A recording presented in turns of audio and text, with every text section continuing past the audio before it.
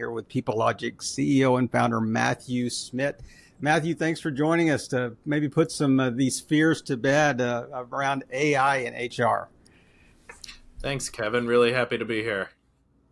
So, Matthew, we chatted a little bit before we hit the record button here, and it's interesting just some of the zeitgeist or the current issues that are facing, HR right now, and nothing is bigger than how AI, the impact the AI is going to have on HR.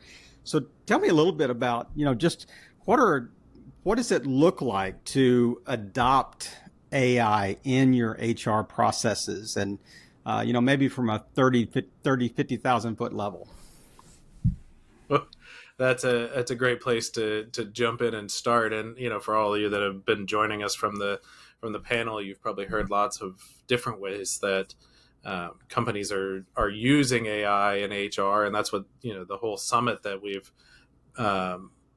we're all coming from here. But organizations have a lot of different ways that they can both dip their toes into AI within the HR department, or they can jump in whole hog, right? And so I think what we see traditionally right now, or typically today, is that AI is a little bit slower on the adoption within the HR departments than some of the other departments. If you look across the organization, you see just really rapid adoption from your sales teams, your marketing teams, your engineering teams even.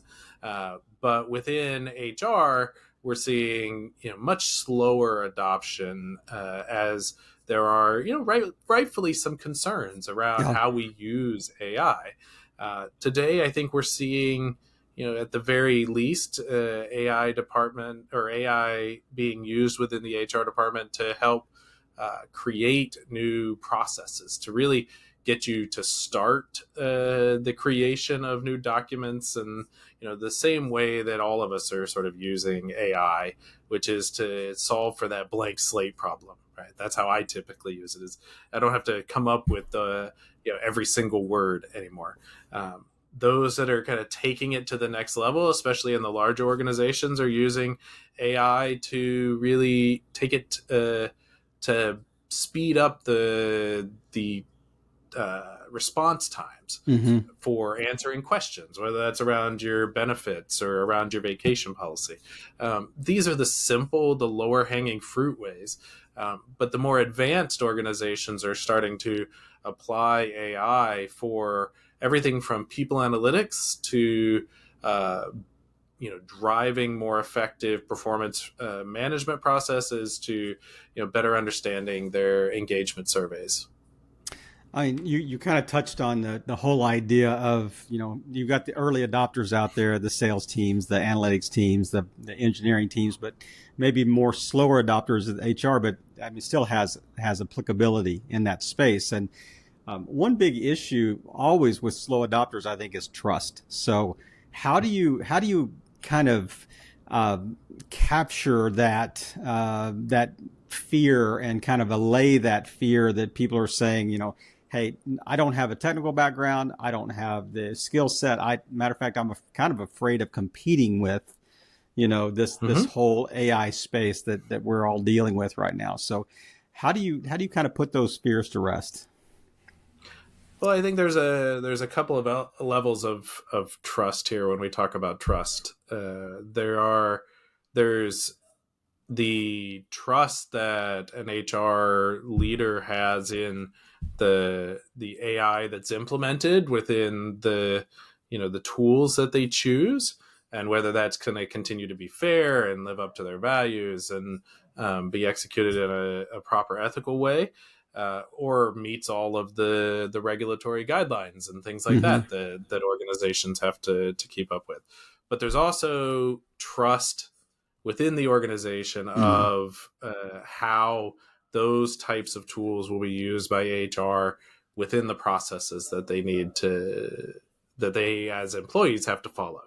So, are we seeing the HR leaders are they going to use AI to strip away the the manager's perspective on the performance review? Right. Obviously not, but that's, that is a fear, right? And so you have to, I think a lot of this comes down to, how do we build trust both in our HR and people teams within the organization, and also uh, how do we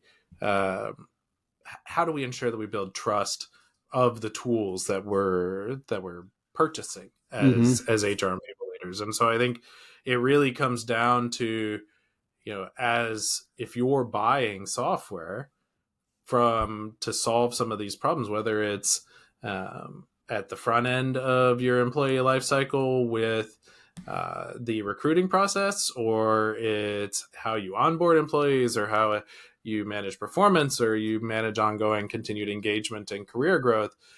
It's important to have an open dialogue with the vendors that you're evaluating to make sure that you truly understand how they align with your core values and your processes, and make sure that they're able to adapt without it being a lot of custom work and a lot of custom workarounds to fit into your processes, and then be able to take that information ultimately from from those vendors after you've made a selection, and be able to share in a very transparent way how the processes that you're going to be putting the employees through, that they're going to be participating in, how those are going to change, and why it's better for the employees to be doing it this way, and how it makes life easier for the managers, Mm-hmm. and how all, and just transparency and accountability will build trust here, right? And so I think that's really the key, and that has to come both from the vendors, and not just saying that they use AI, but also that the buyer, the people leader, has to make sure they're building trust within their organization as well. I I want to drill down a little bit on something you said that really caught my attention. You talked about, with from a manager's perspective, removing the manager's perspective, on annual reviews or whatever. So that's a very granular example. But as a whole, I mean, how do you recommend organizations safeguard or put some guardrails in place to make sure that these tools are used effectively, you know, safely? What other adjective would you like? Maybe properly? How would you know? How would you describe that? Yeah, so I think everything that what we typically tell our customers is, one, we're an open book, so talk to us about the changes to your processes that are going to be happening. Two, we'll train the managers around how you use these particular features. We'll guide you through that change management process. Um, but everything within our platform is designed to continue to have a human in the middle, Mm-hmm. whether that's your manager or whether it's the HR leader. We're really staying very focused on, the AI is there to accelerate your processes and allow you to be able to get more done, even as we move into this world of more autonomous agents.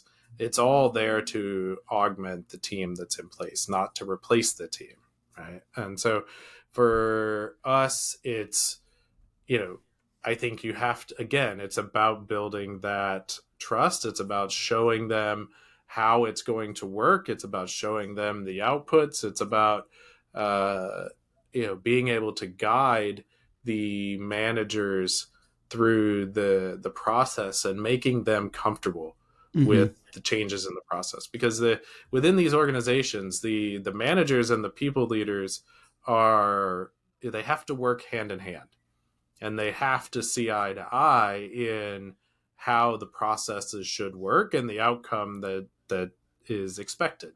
Because too often we see that adoption of new tools within, say, the HR team, which impact everyone in the organization, are struggle with their overall adoption and seeing overall ROI and results, because the managers within the organization are not on the same page, Mm-hmm. right? And they feel like Yeah. they're being pushed to a process versus being part of a broader process change. It's more control than consistency. The idea that yeah, we're going to remove you from the equation. But I think there's maybe two sides to this coin. There's the manager's fear side, or a lack of trust, or Mhm. maybe even like, I don't understand it, so I fear it. We fear what we don't understand. So, but also on the employee side. So how do those tools kind of ensure that an employee is getting a consistent, annual review or career path opportunity, versus, by how do AI tools enhance that? Yeah.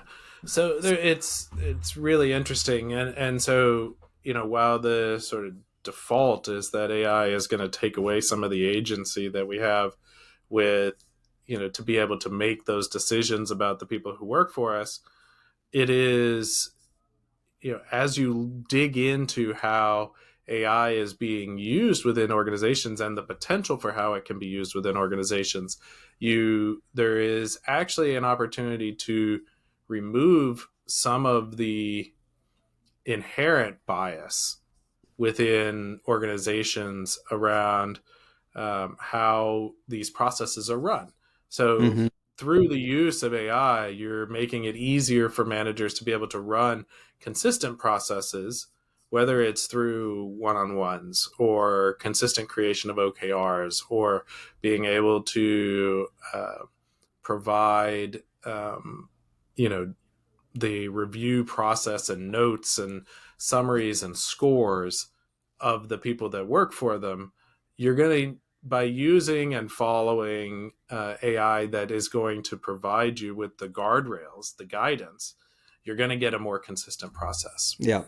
And so through that, you're really starting to look at, assuming that you've crafted your process in a way that starts from fairness, right? Let's presume that that's the case, right? And that you vetted your vendors for these different systems as not introducing more bias, or fitting your values and following all the guidelines and all those things. Then having AI to augment your processes, whether it's performance or engagement or goal setting or one-on-ones or any of those things, will lead you to have a more consistent and fair process, right? Because everyone is going through the same funnel, Mm-hmm. right? Yep. And so I think from my perspective, and this is really, this gives us a great opportunity to really put the emphasis on what it means to have a great employee experience without having to continually focus on the bureaucracy and the repetitive manual work, right? And I we see that with sales teams a lot, Yeah. with the prevalence of all of the meeting recording and note taking and all that kind of stuff. Mm-hmm. It lets them be more present and lets them be focused on the thing that they're actually supposed to be doing, which is driving a conversation and having and paying attention. um, and I think we're going to see similar processes and similar things evolve within the tools that HR provides. It's funny you mentioned that, because I mean, as a podcast host, every interview I do now has two guests. It has the actual guest, and it has the AI note taker guest that is alongside the guest there. But Exactly. Exactly. yeah, They're exactly. everywhere. Exactly.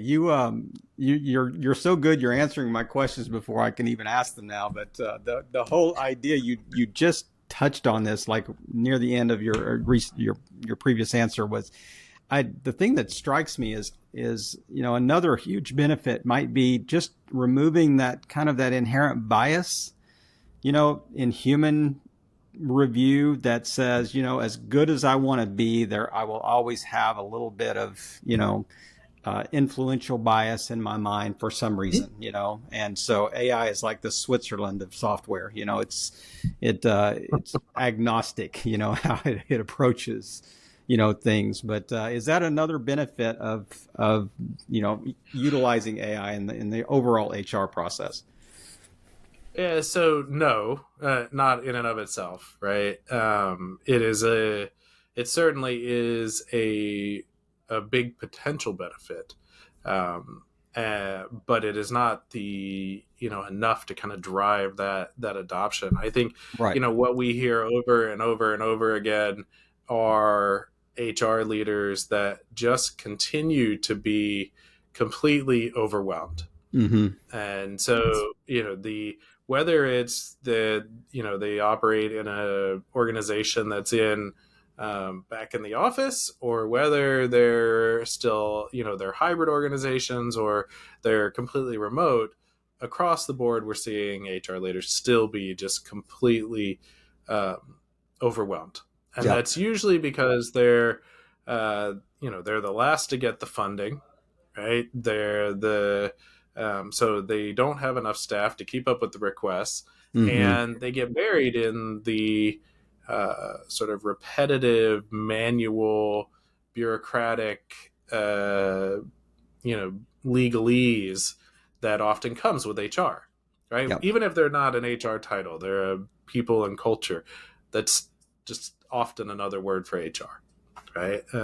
No offense to the people and culture leaders out there, but too often there are HR leaders also that are, they're saddled with those same responsibilities. And so I think when you take a hard look at the, the work that HR and people teams are doing, what we really need to be looking at from how HR or how AI can help them is to allow them to offload the work that is where we can see enough of the same process, where identifying those items where AI is actually really good at solving problems for us, Mm-hmm. and allow them to get to the work that's really meaningful, that humans can really add value to, Yeah. right? Yeah. And I very often, love that. the AI isn't going to, redesign your employee experience. It's not going to build your culture. It's not going to, do all those things. But it sure can help you make sure that, you know, you have all the information that you need on time every week to send your status update. It can sure make sure that every time you have a board meeting, you have all the information and the data that you need so that you are informed. And it Mm-hmm. can sure make sure that you don't have to, um, keep answering the same question over and over and over again, right? I yeah. Um, so those are crucial things that Mm-hmm. allow us to, have our friends in HR and our friends in the people and culture teams be able to put their considerable energy not to the things that wear them down, but to the things that help build up the organization and have it be a truly strategic role. I know we've kind of touched around a number of different subjects, related to kind of AI's integration in the HR space. But I want you to, kind of land the plane here with a little bit of a prognostication. How do you see? Let's project into the future just a bit about what's the future? What does it look like? 24 months from now, what is it? You mentioned a little bit about maybe the potential benefits, but tell me, what do you think this is going to look like in the near future? Yeah, it's interesting because even though AI in HR is lagging behind some of the other spaces, I think we are still going to see some rapid adoption and rapid change. If you look at just in the way that while AI has maybe the hype has slowed down some, there's still a ton of enthusiasm, a ton of growth, a ton of investment being made. And you can see this even in we've gone from AI assistants to co-pilots, and now we're talking about autonomous agents. And we've made Mm, that shift in like 12 months, and they all yeah, are different. that's All the right. rebranding and all these things happen, really, really rapidly. And I Mm-hmm. think, the agent world is going to be probably the thing that dominates the next 12 months as we look at how do we piece together these different functions that AI can achieve into a way that we can set to a task and have them completed. And that task, in the case of HR, is very often about gathering information and synthesizing it into a way that then a person can turn into a deliverable, right? And that, ultimately that may get all the way to, the human is reviewing a presentation, right? Yep. And there are talking notes and all those things, but there's still the review piece. But I think more and more as we start to see the tools and the vendors within the HR tech space uh, exposing their APIs and their interfaces to the world, which is not typical, right? Outside of the HRIS space, you're going to see this more in the performance management space. You're going to see it more in the survey space. You're going to see OKRs and those sorts of things, and one-on-ones and meeting tools. And you're going to see a lot more integration of all Mm-hmm. of the different tools where these AI agents are starting to stitch together the work that's happening across these different tools, and doing more for the leaders in HR and making sure that information comes back in a way that's really driving a positive employee experience. Right? And so I think as we see more of that kind of work happening, you're going to get there's going to be a lot more adoption within HR teams of these types of tools. Well, Matthew, I'm really glad we had a chance to chat today and give you a chance to maybe fly at some slightly different altitudes than the typical panel discussion might fly at, and really address some concerns that I, as an HR manager, may have, related to current and future state of AI adoption. Thanks again for just taking the time, and really appreciate you sharing with us and allaying some fears around utilizing AI in the HR space. Take care, Mike. Absolutely. Thank you, Kevin.